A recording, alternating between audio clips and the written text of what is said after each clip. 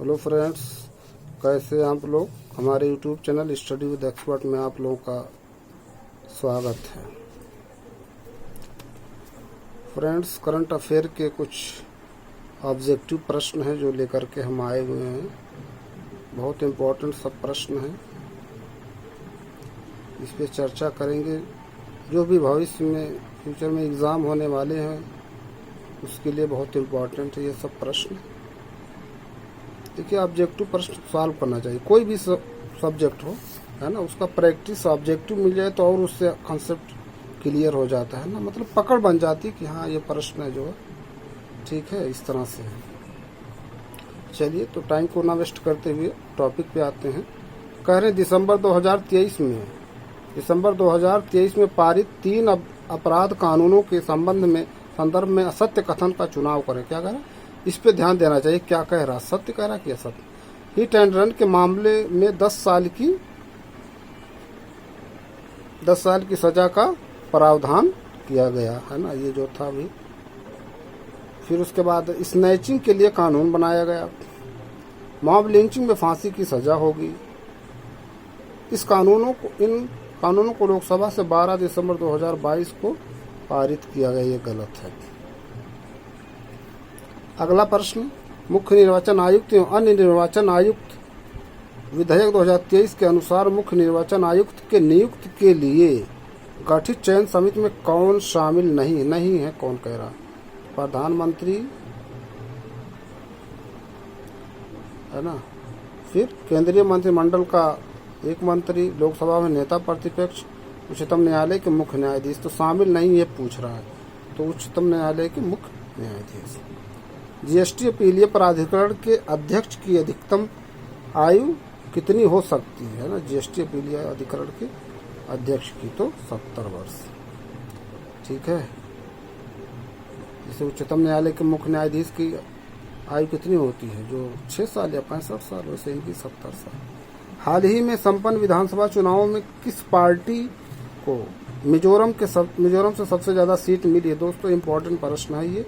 Joram people's movement को, क्योंकि party पूछ रहा है ना, थोड़ा कुछ अलग है। तो जोरम पीपुल्स मूवमेंट, इसके मुख्यमंत्री जो बनाए गए इस पार्टी के, लाल दोमा जी। ठीक है। फिर कह रहे नीति आयोग द्वारा जारी पहली एस्पिरेशनल ब्लॉक डेल्टा रैंकिंग में प्रथम स्थान किसे दिया गया है। तो क्या है, कुरुकुम भीम तेलंगाना का है ना, दिया गया है। फिर कह रहे हैं इम्पोर्टेंट प्रश्न है, यूनेस्को की अमूर्त सांस्कृतिक विरासत सूची में शामिल होने वाला भारत का 15वां धरोहर गरबा है। किस राज्य के वेरिनाग चाय को जीआई टैग दिया गया है ना, तो उत्तराखंड के वेरिनाग चाय को जीआई टैग दिया गया है। फिर कह रहे भारत के कौन से शहर अक्टूबर 2023 में यूनेस्को के सृजनात्मक शहर नेटवर्क में शामिल किए गए हैं। ग्वालियर और कोझिकोड। दोस्तों, इसको मैं अपने पोस्ट जो है कम्युनिटी बॉक्स में पोस्ट किया था, उसमें बहुत कम लोग इसको आंसर दे पाए थे। ठीक। यूनेस्को के विश्व धरोहर सूची में शामिल होयसल मंदिर कहाँ स्थित, तो कर्नाटक में। होयसल मंदिर कहाँ, कर्नाटक में। भारतीय वायुसेना दिवस 2023 के अवसर पर भारतीय वायुसेना के नए ध्वज का अनावरण कहाँ किया गया, चंडीगढ़। 18वें G20 सम्मेलन का आदर्श वाक्य, थीम क्या था। बहुत इस तरह से प्रश्न पूछे जाते हैं दोस्तों, थीम क्या है। ठीक, तो वसुधैव कुटुंबकम। ठीक है। नारी शक्ति वंदन अधिनियम 2023 संविधान का कौन सा संशोधन अधिनियम। दोस्तों, जो अधिनियम होता है राष्ट्रपति जी का जब हस्ताक्षर हो जाता है तो कानून बन जाता है 106वां, लेकिन विधेयक था 128वां। इम्पोर्टेंट है ये। ठीक है। बाघ गणना रिपोर्ट 2022 के अनुसार भारत में बाघों की कुल संख्या कितनी है, 3682। बाघ दिवस टाइगर्स डे है ना, 29 जुलाई। वर्ल्ड सिटीज कल्चरल ग्रुप में शामिल होने वाला भारत का पहला शहर, वर्ल्ड कल्चरल सिटी में हैदराबाद। भारत सरकार द्वारा किस वर्ष तक सिकल सेल एनीमिया के उन्मूलन का लक्ष्य रखा गया है, 2047। स्वच्छ सर्वेक्षण 2023 में 1 लाख से अधिक जनसंख्या वाले शहरों में कौन शीर्ष 3 में शामिल नहीं है। तिरुपति शामिल नहीं शीर्ष 3 में। इंदौर है, सूरत है, नवी मुंबई। फिर कह रहे प्रधानमंत्री पहले नमो भारत ट्रेन को कहाँ से हरी झंडी दिखाई, तो दिखाई थी साहिबाबाद गाजियाबाद से। क्रॉनिकल मैगजीन है। अगला देखिए, समक्का सरक्का केंद्रीय जनजाति विश्वविद्यालय का कहाँ स्थापित किया गया, तेलंगाना में समक्का सरक्का केंद्रीय। फिर कहें कौन सा शहर भारत का पहला सौर शहर बना, सांची। केंद्रीय शिक्षा मंत्रालय ने सितंबर 2023 में किस संस्थान को डीम्ड यूनिवर्सिटी का दर्जा प्रदान किया, दोस्तों इंपॉर्टेंट एनसीईआरटी को। स्वच्छ वायु सर्वेक्षण 2023 में किस शहर को दूसरा स्थान प्राप्त हुआ, आगरा। प्रधानमंत्री विश्वकर्मा योजना का प्रारंभिक वित्तीय परिव्यय कितना निर्धारित किया गया, 13,000 करोड़ रुपये। दोस्तों इस तरह से भी प्रश्न पूछे जाते हैं, जैसे पूछ लिया लेता है उत्तर प्रदेश का बजट का आकार कितना है, इस तरह से, ठीक है। जैसे अभी अनुपूरक बजट जो के बारे में है ना बात हो रही थी, कितना उसका आकार कितना है था, इस तरह से भी। तो कितना 29,760 ऐसे कुछ करके है। आयुष्मान भारत डिजिटल मिशन का प्रथम माइक्रोसॉफ्ट कहाँ लॉन्च किया गया, Aizawl. India smart city award 2022 में प्रथम स्थान किसे दिया गया, इंदौर। भारत सरकार द्वारा भारतीय मूल के ओपीआई एनआरआई पीआईओ वैज्ञानिकों के लिए कौन सी फेलोशिप योजना लॉन्च की गई, वैभव। राज्य खाद्य सुरक्षा सूचकांक 2022-23 में अंतिम स्थान 19वां पर कौन सा राज्य है, बिहार।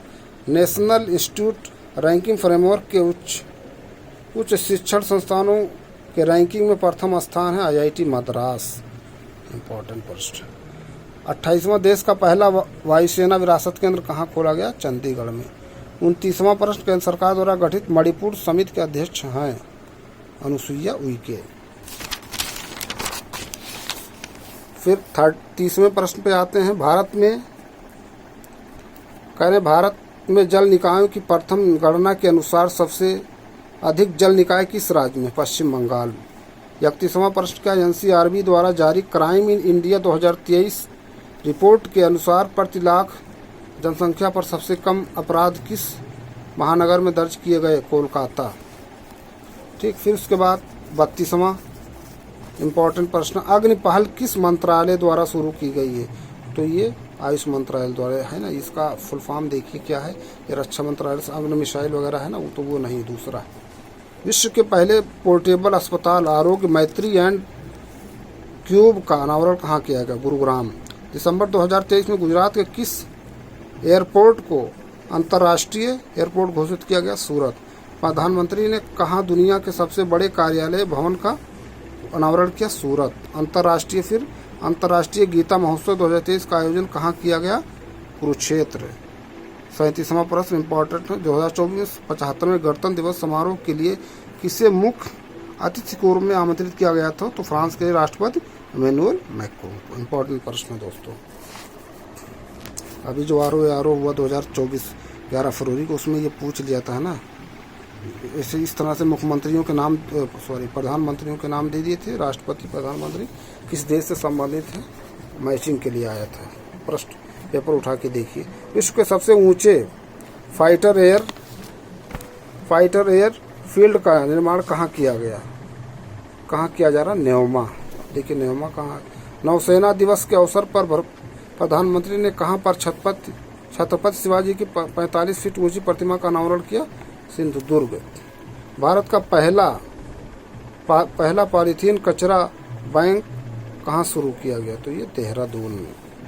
फिर कह रहे संयुक्त राष्ट्र उच्च पर्यटन संगठन यूएन WTO द्वारा घोषित सर्वश्रेष्ठ पर्यटन गांव धोर्डो किस राज्य में है, गुजरात में। दोस्तों बहुत इंपॉर्टेंट प्रश्न है ये। हाल ही में किस राज्य के लाकडोंग हल्दी को जीआई टैग प्रदान किया गया, मेघालय। दुबई में संपन्न COP28 के संस्थान को ग्रीन यूनिवर्सिटी अवार्ड दिया गया, इंपॉर्टेंट प्रश्न, IIT मंडी। फिर कपास दिवस के अवसर पर कपड़ा मंत्रालय द्वारा कपास के किस स्वदेशी ब्रांड को लॉन्च किया गया, कस्तूरी कॉटन। तो फ्रेंड्स ये कुछ इंपॉर्टेंट प्रश्न थे जो करंट अफेयर के, ये क्रॉनिकल मैगजीन है उससे हमने इसको लिया है। जो आप लोगों से शेयर किया दोस्तों। फिर अगले कुछ प्रश्नों के साथ अगले वीडियो में मिलते हैं। आप लोग ज़्यादा से ज़्यादा हमारे यूट्यूब चैनल को लाइक कीजिए, शेयर कीजिए, सब्सक्राइब कीजिए फ्रेंड्स। Thank you friends.